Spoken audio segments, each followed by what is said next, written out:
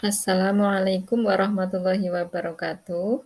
Anak-anakku kelas 4 yang berbahagia dan yang saya banggakan, hari ini kita akan belajar PAIBP tentang materi Wali Songo.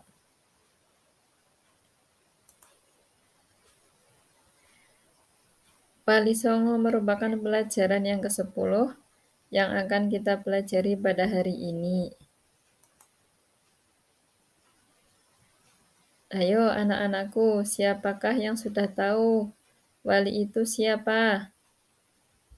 Wali adalah orang yang beriman dan bertakwa kepada Allah Subhanahu wa Ta'ala.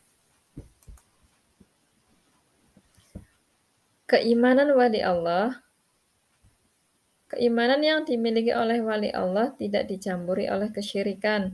Mereka tidak mengakui kekuatan lain, misalnya batu, keris, tombak, senapan, dan lain-lain yang merupakan perbuatan syirik.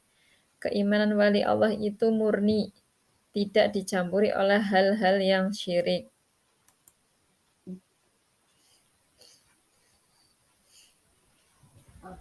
Ketakwaan wali Allah. Mereka melakukan apa yang diperintahkan oleh Allah dan menjauhi apa yang dilarangnya. Mereka tidak hanya melakukan hal-hal yang diwajibkan agama, tetapi juga menjalankan amalan-amalan sunnah. Mereka menghindari perkara yang makruh dan menjauhi perkara yang diharamkan oleh Allah.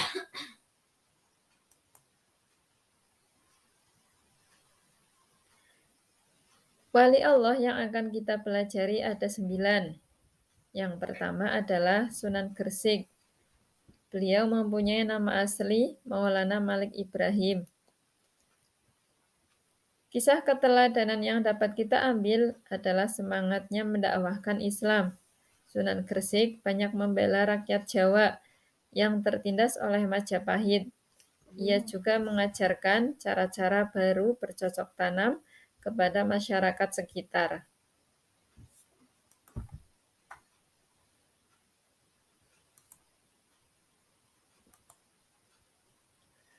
Yang kedua adalah Sunan Ampel. Beliau mempunyai nama asli Raden Rahmat.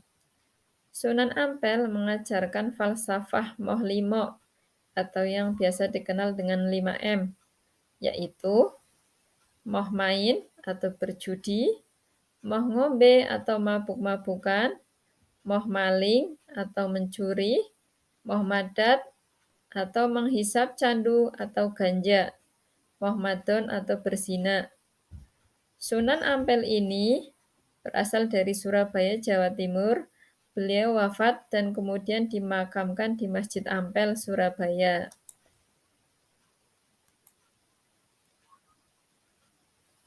Kemudian yang ketiga adalah Sunan Bonang dengan nama asli Makdum Ibrahim. Kisah keteladanan yang dapat kita ambil adalah cara berdakwahnya yang sangat bijak. Sunan Bonang sering menggunakan kesenian rakyat untuk menarik simpati mereka. Ia memasukkan alat musik bonang pada seperangkat alat musik gamelan. Oleh karena itu, ia dikenal dengan sebutan Sunan Bonang. Sunan Bonang juga menggubah suluk, wijil, dan tembang Tombo Ati.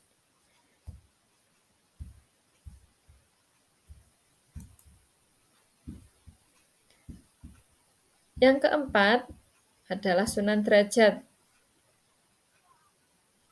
Kisah keteladannya adalah cara dakwahnya yang menekankan keteladanan dalam hal perilaku yang terpuji, kedermawanan, kerja keras, dan peningkatan kemakmuran masyarakat sebagai pengamalan agama Islam. Sunan Derajat juga berdakwah melalui kesenian. Tembang mocopat, pangkur disebut sebagai ciptaannya.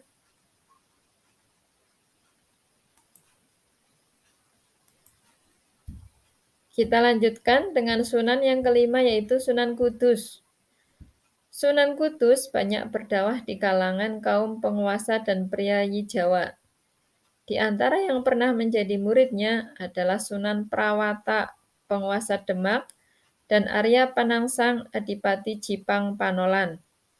Salah satu peninggalannya yang terkenal adalah Masjid Menara Kudus. Sunan Kudus wafat pada tahun 1550. Beliau dimakamkan di dekat Masjid Kudus.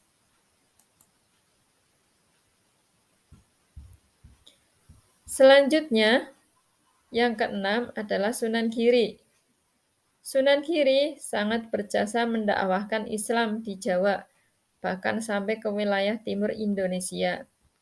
Ia pernah menjadi hakim dalam perkara Syah Siti Jenar. Ia pun juga berdakwah melalui kesenian. Tembang Islami untuk dolanan anak-anak diciptakannya, seperti jamuran, jitungan, dan delikan.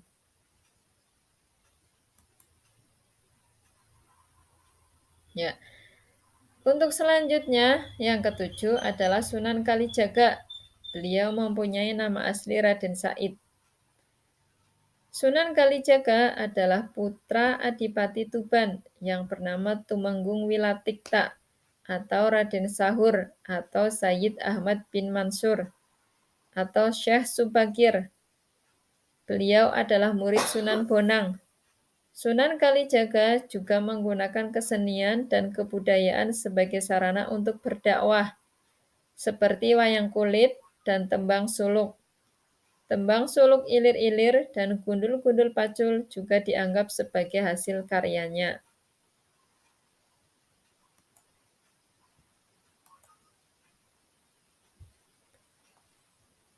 Yang kedelapan adalah Sunan Muria. Beliau mempunyai nama asli Raden Umar Said. Sunan Muria atau Raden Umar Said merupakan putra Sunan Kalijaga. Seperti ayahnya, Sunan Kalijaga, beliau berdakwah dengan cara lembut. Kesenian gamelan dan wayang tetap digunakannya sebagai alat berdakwah. Sunan Muria menciptakan tembang sinom dan kinanti. Sasaran dakwahnya para pedagang, nelayan, pelaut, dan juga rakyat jelata.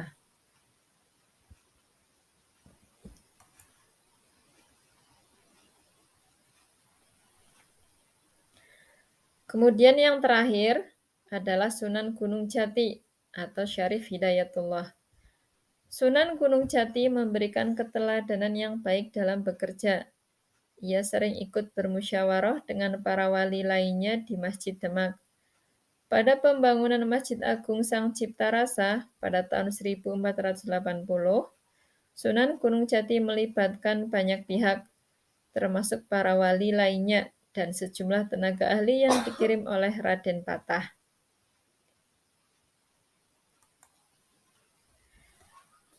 Kiranya demikianlah yang dapat saya sampaikan. Mudah-mudahan bermanfaat.